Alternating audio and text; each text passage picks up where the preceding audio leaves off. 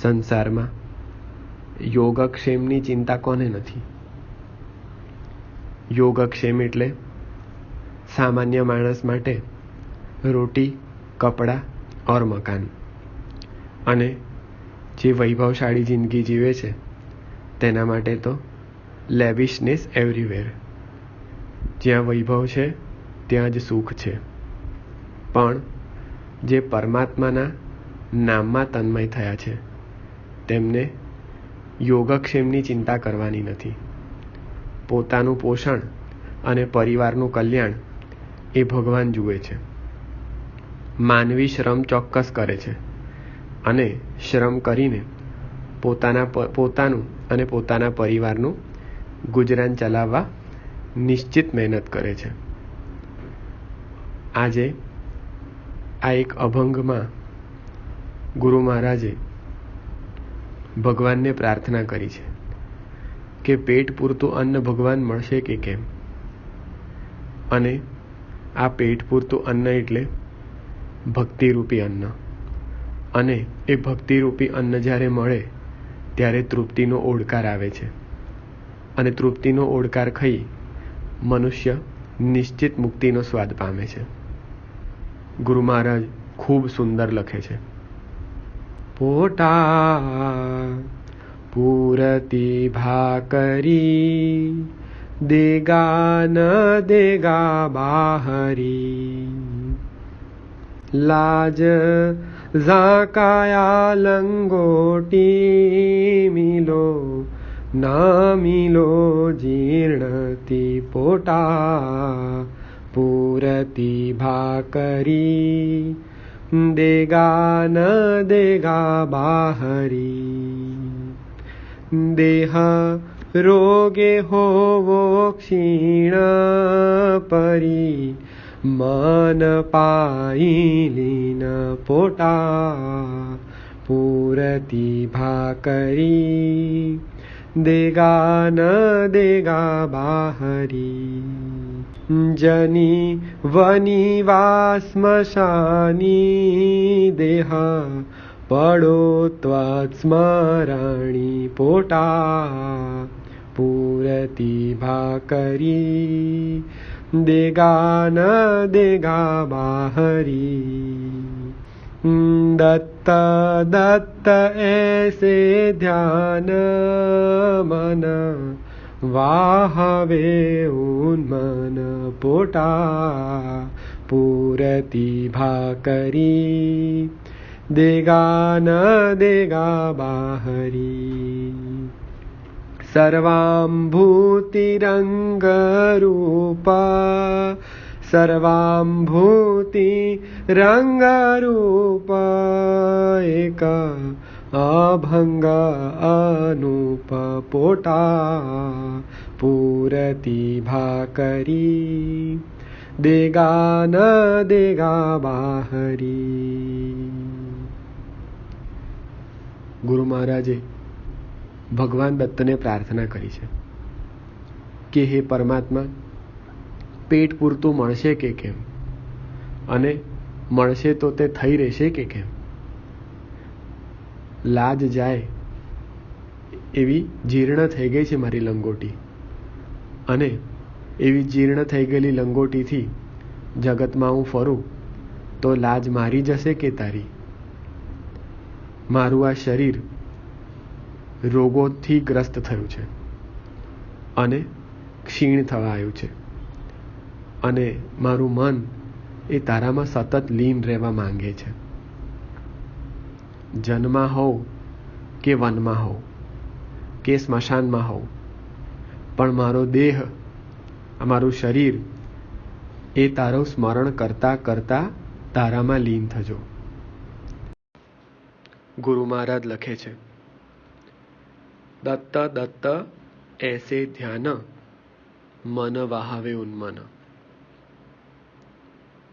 દત્ત દત્ત એ શબ્દનું સ્મરણ સતત જાગ્રત રહેવું જોઈએ, અને મન ઉન્મત્ત બનીને દત્ત શબ્દની અંદર તન્મય પણ થવું જોઈએ, નાચવું પણ જોઈએ, હૃદયના ધબકારા પણ દત્ત બોલવા જોઈએ, શ્વાસે શ્વાસમાં પણ દત્ત વણાયેલું હોવું જોઈએ. અંદર અને બહાર સર્વત્ર દત્ત શબ્દની પ્રતીતિ થતી હોવી જોઈએ. તો જ શ્વાસે શ્વાસે દત્તનામ સ્મરાત્મન સાર્થક થાય છે. ગુરુ મહારાજ કહે છે, સર્વાભૂતિ રંગરૂપ.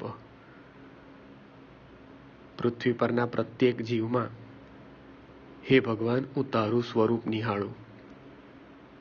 પરસ્પર દેવો ભવની જે ઉદાત્ત ભાવના તેમણે ભક્તો આપી અને ભક્તોએ એ ભાવનાને ઝીલી, તો એ ભાવનાને સ્થિર કરવા માટે તેમણે અભંગમાં પણ એ જ વસ્તુ ઉમેરી કે ભૂતમાત્રની અંદર, ભૂતમાત્ર એટલે જગતમાં જળ અને ચેતન જે કંઈ પણ દેખાય છે તે બધાની અંદર હું ભગવાન તારું રૂપ નિહાળું. તેથી જ અવધૂતિ આનંદના એક પદમાં કહ્યું, દેખું તારું રૂપ બધે એવો દી દેખાડ. એક અભંગ અનુપ. અભંગ અનુપ. અનુપ એટલે નિત નવીન, અને અભંગ જે ભાંગી ન શકે તેવું, કે પૃથ્વી પરના પ્રત્યેક તત્વમાં જળ હોય કે ચેતન હોય તેમાં હું તને જ નિહાળું, અને એ સ્વરૂપ ક્યારે મારા ચિત્તમાંથી ભાંગે નહીં ભગવાન. તું એવી કૃપા મારી પર કરજે.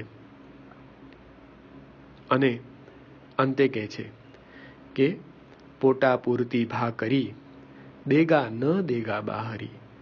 તો ભગવાન અને ભક્ત બંને વચ્ચે વાર્તાલાપ કેવો હોવો જોઈએ? તો ગુરુ મહારાજ લખે છે કે મને પેટ પૂરતું અન્ન ભગવાન મળશે કે કેમ, અને જો મળશે તો એ મળ્યા પછીનો આસ્વાદ કેવો હશે? મેં શરૂઆતમાં જ કહ્યું ને કે પ્રત્યેક વ્યક્તિને યોગક્ષેમની ચિંતા હોય છે, અને યોગક્ષેમ એટલે સંસારનો ભાર વહન કરતો મનુષ્ય સંસારના કર્મ તરફ દ્રષ્ટિ કરીને સંસાર ચલાવી રહ્યો હોય છે. પણ કાષ્ઠ પૂતળીની જેમ નાચતો માણસ એ ભૂલી જાય છે કે કરતા હરતા ભરતા એ બધું ભગવાન છે. આપણે કેવળ રંગમંચના ખેલાડી છીએ અથવા તો રંગમંચના ભવૈયા છીએ. ભગવાન જેમ આપણને નચાવે તેમ આપણે નાચવાનું છે. યોગક્ષેમને સ્થિર રાખી અને યોગક્ષેમની અંદર આપણે કોઈ ભૂલચૂક ન કરી બેસીએ, અથવા તો ભગવાન આપણું યોગક્ષેમ ચલાવે તો એના માટે પ્રાર્થના કેવી હોવી જોઈએ? તો ગુરુ મહારાજે રંગ હૃદયમની અંદર દત્ત શરણાષ્ટકમ લખ્યું. આપણે દત્ત શરણાષ્ટકમ પણ જોઈએ. ગુરુ મહારાજ લખે છે, ત્યજ સંસારમ ભજ રે સારમ સર્વાધારમ શ્રીદત્તમ કરુણાપારમ દીનાધારમ વારમ વારમૂઢમતે મા ભજ મિથ્યાવાણી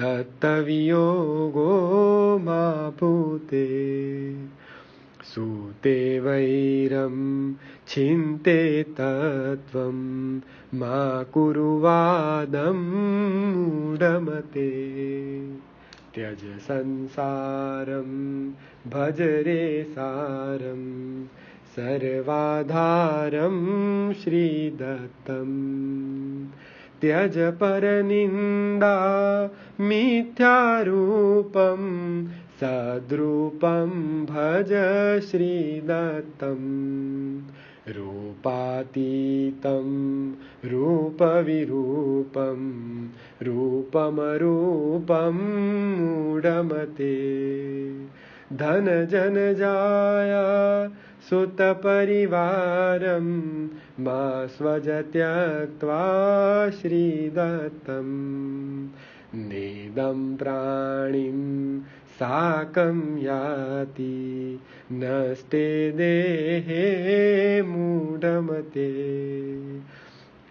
જડવલ્લોકે ભ્રમરે પ્રાણીં ભાવસ્વરૂપં શ્રીદત્તં ધ્યાયન્નિત્યં માયાતીतं ચિત્સુખરૂપં મૂઢમતે લોકોऽયં બ્રૂતે પુરુકામં મા શૌષીસ્ત્વં શ્રીદત્તં हित्वा चान्त्यत् सर्वमसारं यार्तशृणुरे मूढमते आयानायौ मानामानौ दत्तपदे त्यज सारतरौ पादो हित्वा मा व्रजपङ्गो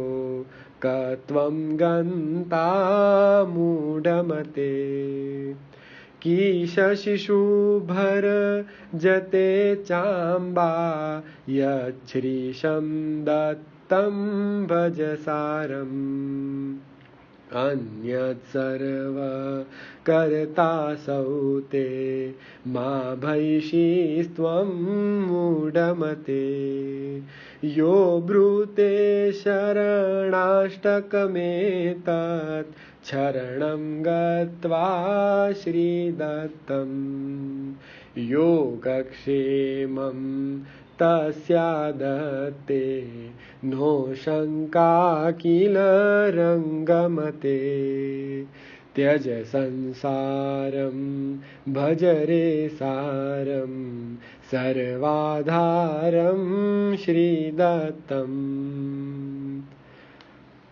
ગુરુ મહારાજે દત્ત શરણાષ્ટકમમાં લખ્યું કે જે કોઈ પણ આ શરણાષ્ટકનો પાઠ કરશે તેના યોગક્ષેમની જવાબદારી ભગવાન દત્ત જાતે સ્વીકારશે અને આ વાત માટે રંગને મનમાં કોઈ શંકા નથી અને હે સંસારમાં ખૂંપેલી બુદ્ધિવાળા તું પણ કોઈ શંકા ના રાખીશ। એટલે વ્યવહારના કામો કરતા કરતા માણસ અનેક ભૂલ કરી બેસે છે। સંસારમાં ગૃહિણી હોય, પુરુષ હોય, બાળક હોય કે વૃદ્ધ હોય, કોઈ પણ હોય, એ નોકરિયાત વર્ગ હોય કે ધંધાર્થી હોય, કોઈ પણ હોય, ભગવાન તેના યોગક્ષેમની જવાબદારી ચોક્કસ લે છે। અને ભગવાને ગીતામાં અર્જુનને કહ્યું કે અનન્યાશ્ચિંતયન્તે મામ યે જનામ પર્યુપાસતે તેષા નિત્યાભિયુક્તાનામ યોગક્ષેમમ વહામ્યહમ, કે અનન્ય શરણાગતિ જેણે મારી સ્વીકારી છે અને જે નિત નિયમિત મારું નામ સ્મરણ કરવાનું ચૂકતા નથી તેના યોગક્ષેમની જવાબદારી મેં ઉપાડી છે। તો આપણે પણ સંસારના કાર્યો કરતા પરમાત્માનું નામ સ્મરણ ન ચૂકીને દત્ત શરણાષ્ટકમનો પાઠ કરીએ અને ભગવાનને પ્રિય થઈએ અને ભગવાન આપણું ચોક્કસ યોગક્ષેમ સાચવે। અવધૂત ચિંતન શ્રી ગુરુદેવ દત્ત।